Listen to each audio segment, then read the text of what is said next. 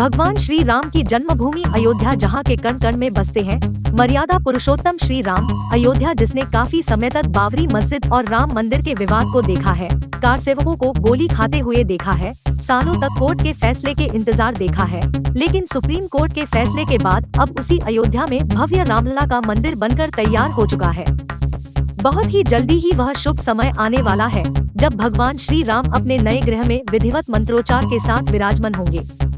आगामी 22 जनवरी 2024 को भारत के प्रधानमंत्री नरेंद्र मोदी श्री रामलला के प्राण प्रतिष्ठा कार्यक्रम में शिरकत करेंगे और हिंदू विधि विधान से 12:15 बजे से लेकर 12 दोपहर बजकर 45 मिनट के बीच में मेष लग्न और अभिजीत मुहूर्त में मंत्रोच्चार के साथ प्राण प्रतिष्ठा करेंगे। इस दौरान उत्तर प्रदेश के मुख्यमंत्री योगी आदित्यनाथ भी मौजूद रहेंगे। भगवान श्री राम के प्राण प्रतिष्ठा के समय का निर्धारण काशी के रामघाट स्थित सांगवेद विद्यालय के प्राचार्य गणेश्वर शास्त्री द्रविड़ के द्वारा यह तिथि, मुहूर्त और लग्न निकाला गया है। मेष लग्न वृश्चिक नवांश में रामलला की प्राण प्रतिष्ठा होनी है। मेष लग्न में गुरु है और 5वें, 7वें और 9वें ग्रह में पूर्ण दृष्टि है। प्राण प्रतिष्ठा के लिए इस मुहूर्त को तय होने में करीब 1 हफ्ते का समय लगा। आचार्य गणेश्वर शास्त्री द्रविड़ बताते हैं कि मुहूर्त तय करने में सबसे महत्वपूर्ण ये देखना होता है कि केंद्र त्रिकोण में शुभ ग्रह होने चाहिए, वहीं 9 में से कम 5 ग्रह उस समय अनुकूल होने चाहिए। हमने जो मुहूर्त निकाला है उसमें 6 ग्रह उस समय अनुकूल है और 22 जनवरी 2023 की सुबह 10:30 बजे से शुभ लग्न शुरू हो जाएगा और दोपहर 12:15 से लेकर 12:45 के बीच अभिजीत मुहूर्त में प्राण प्रतिष्ठा। मुख्य यजमान प्रधानमंत्री नरेंद्र मोदी के द्वारा श्री रामलला का प्राण प्रतिष्ठा होना है। शुभ लग्न और मुहूर्त में प्राण प्रतिष्ठा होने से देश की बौद्धिक क्षमता और विकसित होगी। दर्शन करने वालों को मनोवांछित फल की प्राप्ति होगी। काशी से 121 आचार्य इस महायज्ञ को संपन्न कराएंगे और मुख्य आचार्य श्री लक्ष्मीकांत दीक्षित जी के मार्गदर्शन में अनुष्ठान पूर्ण कराएंगे। अभिजीत मुहूर्त है, मेष लग्न है और वृश्चिक नवांश है। उसमें रोगबाण, राजबाण, मृत्युबाण, चोरबाण और अग्निबाण, ये 5 बाण में से कोई भी नहीं है।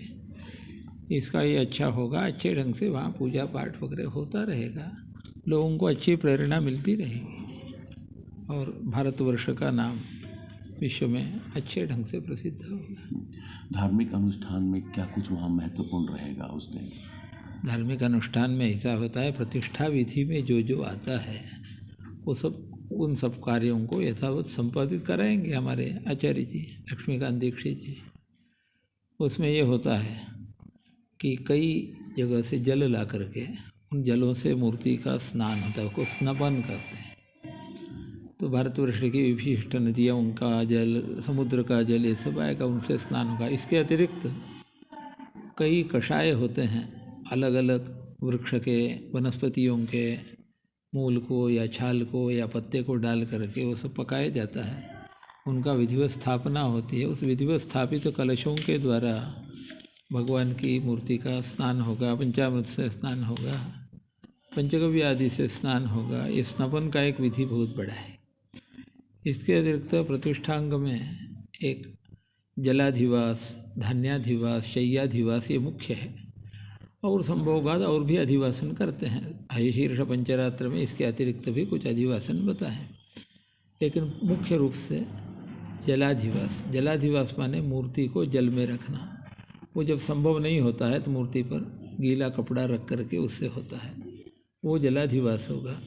उसके बाद धान्याधिवास होता है, अन्न पर भगवान रखे जाते हैं, कच्चे चावल वगैरह इन पर। इसके बाद भगवान को सुला दिया जाता है, उसको शय्याधिवास होता है। एक प्रधान अंग है। पुष्प आदि का जो अधिवासन है वो भी अतिरिक्त है, जहाँ यथासंभव होगा। नया मंदिर बना है इसलिए वहाँ प्रसाद सहित तो वास्तु शांति होगी। प्रसाद यानी भगवान का मंदिर है, तो उसकी वास्तु शांति होती है। मंदिर निर्माण में जो कोई अपचार होते हैं, जैसे कई प्राणियों पर आघात वगैरह हो जाता है जानते अनजानते, उन सब दोषों का निवारण वास्तु शांति के द्वारा हो जाता है। वास्तु शांति हो गई तो स्थान शुद्ध हो गया, उस हिसाब से वहाँ होगा। उसके बाद जो निश्चित समय है उसमें प्रतिष्ठा होगी। नवकुंड मंडप में बनने वाले हैं, उनमें प्रतिष्ठांग जो होम हैं वो सब होंगे। वहाँ जो ब्राह्मण लोग जुटेंगे वो करेंगे, वेद पारायण होगा, रामायण पारायण होगा, अन्नदान वगैरह होगा।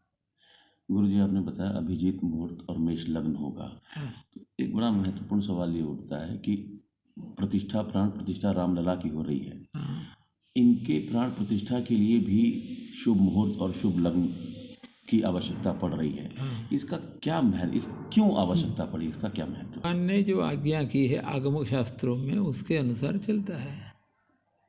आगमों के प्रवक्ता भगवान शिव हैं, भगवान नारायण हैं। तो वैष्णव आगम और शैव आगम इत्यादि जो आगम हैं, उन आगमों में एक कहता है कि देवता की स्थापना इस तरह से करना, इस तरह से मंदिरों की प्रतिष्ठा करना, उसी का हम लोग पालन करते हैं। वेदों में कहा है, तस्माद अश्लील नामम चित्रे नावस्य नयजेत यथा पापा है कुरुते तादृके वतत। अपवित्र स्थान में कोई निवास न करे, वहाँ पूजा न करे। यदि करेगा तो क्या होगा?